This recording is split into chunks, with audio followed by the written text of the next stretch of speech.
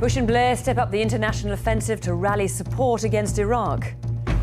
Here, John Major warns a war could lead to Armageddon in the Middle East.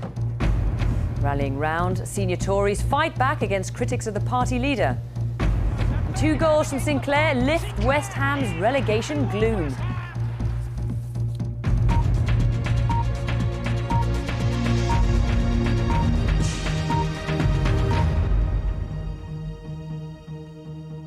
Good evening. The diplomatic drive to rally support for action against Iraq will enter its final phase this week as George Bush and Tony Blair seek urgent backing for a second UN resolution.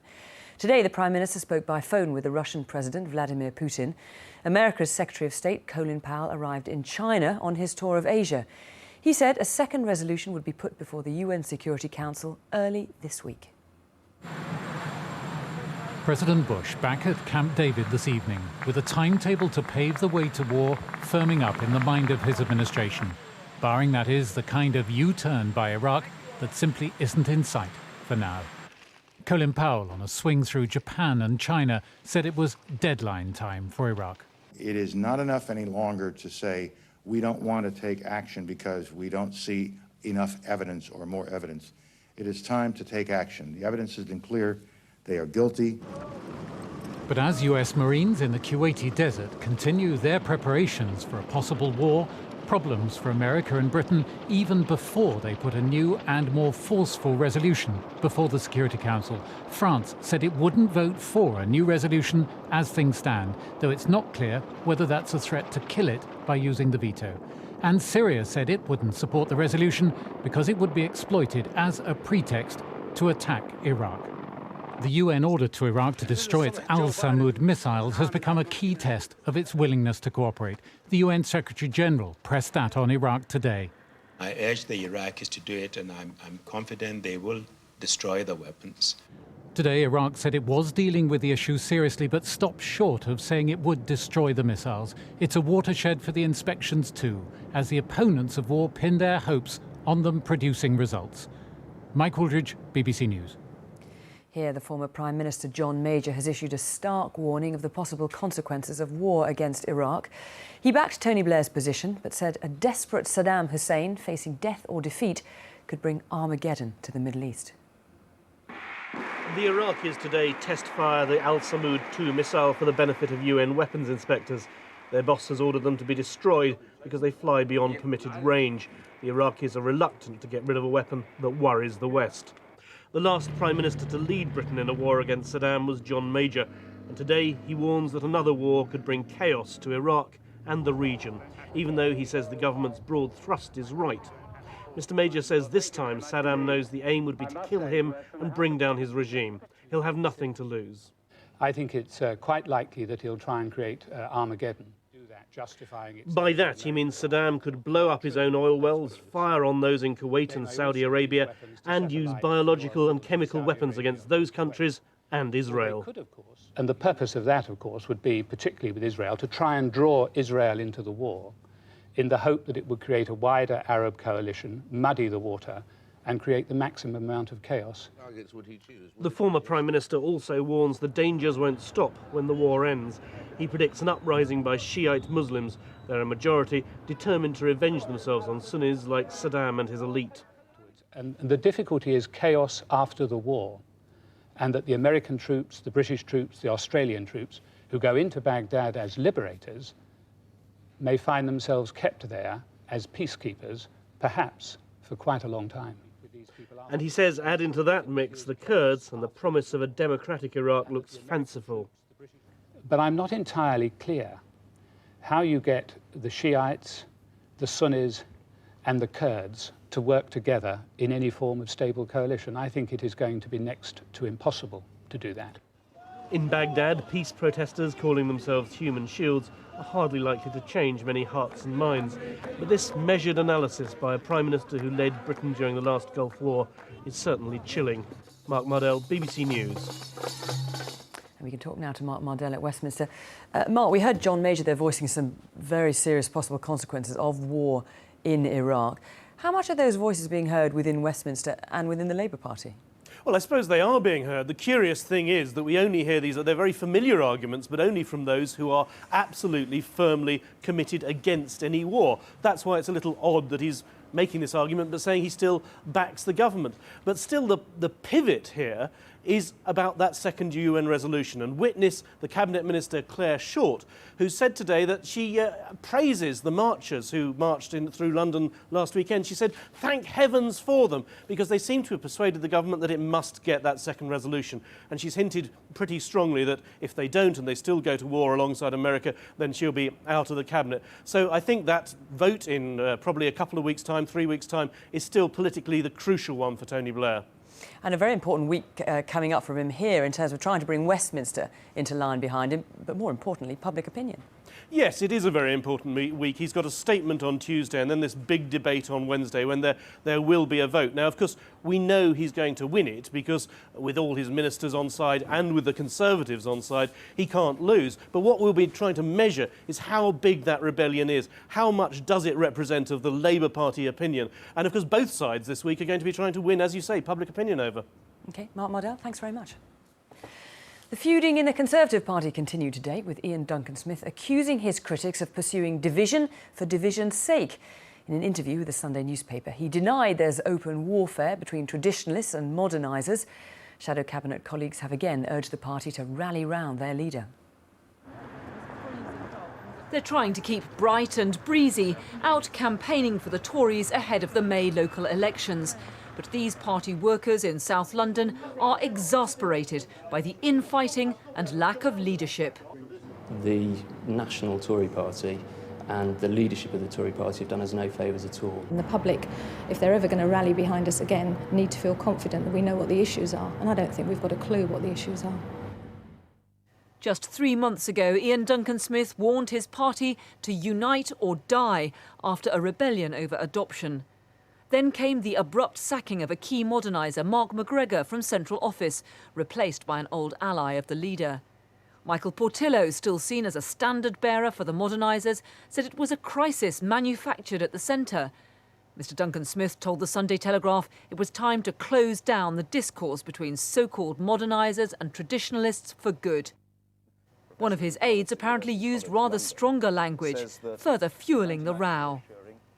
It's not helpful when an advisor to the leader of the party is quoted in the Mail on Sunday as saying Ian's view is that he's going to give the bastards, for which read Michael Portillo and friends, a good beating. Mr Duncan-Smith's allies say it's time for his critics to back off. Well, my message is shut up. The government has major fault lines appearing within it right across the board. We should be concentrating on, first of all, on the failure of the government to deliver on their promises. But secondly, we should be showing the electorate that we have concrete alternatives. And in private, the insults flying between Ian Duncan-Smith's supporters and critics are frankly unrepeatable. Few expect an immediate move to unseat him, but many are questioning whether he has a long-term future as leader of the Tory party. Carol Walker, BBC News, at Conservative Central Office. Israeli troops have occupied the Palestinian town of Beit Hanun in the northern Gaza Strip. Troops backed by tanks and helicopter gunships met resistance from Palestinian gunmen. 8 people have been killed in the fighting. Israel said it mounted the operation following rocket attacks on Jewish settlements nearby. More than 100,000 people have taken to the streets of the Spanish capital, Madrid, in protest at an oil spill on the country's northwest coast. The tanker Prestige broke up off Galicia in November. Oil from the wreck has fouled hundreds of beaches in Spain's worst ecological disaster. The Grammys, music's equivalent of the Oscars, are taking place in New York tonight, but it looks like being a lean night for British acts with only a handful of nominations. New British bands are having little success breaking into the lucrative American market, which accounts for more than a third of music sales worldwide. Still want British artists, but they don't sell in America, though acts from the Beatles to Britpop once accounted for up to a third of sales there. British artists, like those who did so well at this week's Brit Awards, may sell well enough here at home, but if they're going to make it as global superstars, they have to crack the giant American market. And that, it seems, is more difficult now than it's ever been. Come up to meet you, tell you I'm sorry. Coldplay is one British act which has had success in America, but much American popular music is black and urban and homegrown. American record buyers have turned their backs on music from outside. America has become very insular looking. It creates its own music for its own markets and doesn't take much of an interest in the outside world. And meanwhile, Britain is lagging behind anyway. I don't think we're producing sort of a galleon of world beaters. Someday, when I'm awfully alone. Rod Stewart is up for an award tonight. So are Britons like Sting, Elton John and David Bowie. In their day, these veterans were part of an important British export industry. Not, it seems, any longer. Nick Hyam, BBC News.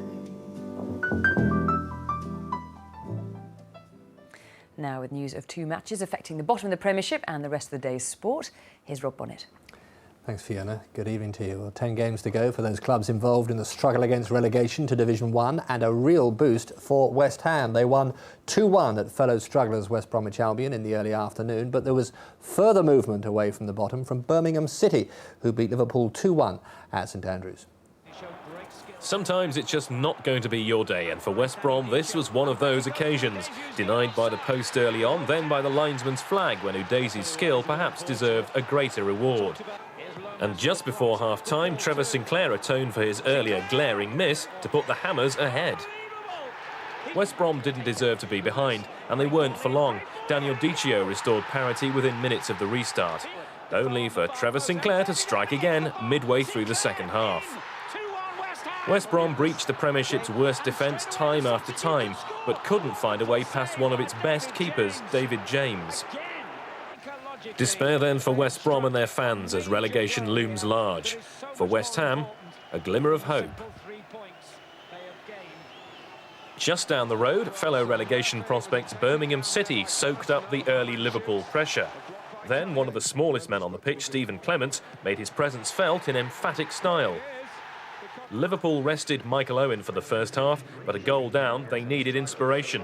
It was Clinton Morrison who found it, however, at the expense of the visitors' wayward defence. 8 minutes later, Michael Owen set up a thrilling finale. But Steve Bruce's men held on for a famous victory. Gordon Farker, BBC News. So here now is the bottom of the Premiership. West Ham's win at the Hawthorns takes them above West Brom, while Birmingham move above Bolton and now have a 6-point cushion. In Scotland, Celtic are through to the 5th round of the Tennant Scottish Cup after a 3-0 win over St Johnstone at Parkhead. And in the Scottish Premier League, Kilmarnock beat Partick Thistle 1-0 at Rugby Park to move up to 4th in the table. Scotland have slipped to their second successive defeat in Rugby Union's RBS Six Nations Championship. They lost to France by 38 points to 3 in Paris, and worryingly for them, they've yet to score a try. 3-0 down in the opening minutes, and Chris Patterson's penalty to level the scores was as good as it got for Scotland. Another record today for Canada's cricketers, just 4 days after being bowled out for the World Cup's lowest ever total. This time, though, it was good news. Opener John Davison has hit the fastest century in the history of the tournament. This in their latest match against the West Indies in Pretoria. He reached his 100 from just 67 balls. Though it couldn't prevent defeat for Canada, they eventually lost by 7 wickets. Finally, in today's Super League matches, there were wins for Castleford, Leeds, Halifax and Hull. That's it, Fiona. Thanks, Rob. Now, what about the weather? Let's take a look with Helen Young. Thank you. Good evening. Well, for many of us, it turned out to be another fairly fine afternoon, and we saw some high temperatures as well. The highest was in Northolt, just to the west of London. It reached 14 degrees. That's the mid-50s Fahrenheit. Now, the globe and orb in the sky gave Weymouth the most sunshine today, 6.5 hours. And we actually saw some rainfall for the first time. Cappy Keerig reached 8 millimetres, and that's about 1/3 of an inch of rain. Now, we've still got a few showers around across central parts at the moment. They'll continue to transfer northeastwards, perhaps ending up around Newcastle by the end of the night. Coming on behind as well, you can see this rain across the near continent. That is going to work its way up into the southeast by the time we get through to dawn. Away from those areas, really, we could see quite a bit of mist and fog forming overnight, and that will be there for the rush hour tomorrow morning, so do take care. In those areas, we could see a touch of frost as well, stretching really from the north of Wales across northern and eastern England into the east of Scotland. To the south, no worries with that. Temperatures staying up around 4 to 7 7 degrees. Now for Monday morning, it'll start off fairly dull and dismal down in the south with a few spots of light rain, but that'll move its way northwards. To the north of that, there will be quite a bit of mist and fog, but once that clears, it should be a fairly fine morning. That cloud then coming up from the south, affecting northern areas of England during the afternoon. But to the south, much brighter than the morning, and out to the west across Northern Ireland, well, the cloud may thicken again just to give the odd spot of rain later on. So the best of the dry, fine weather is going to be for Scotland, particularly the north and the east. The temperatures, well, getting up to around 11 to 12 degrees in the south, but further north, perhaps nearer 7 to 9. Into Tuesday, the fine weather continues to hold on across central and eastern parts.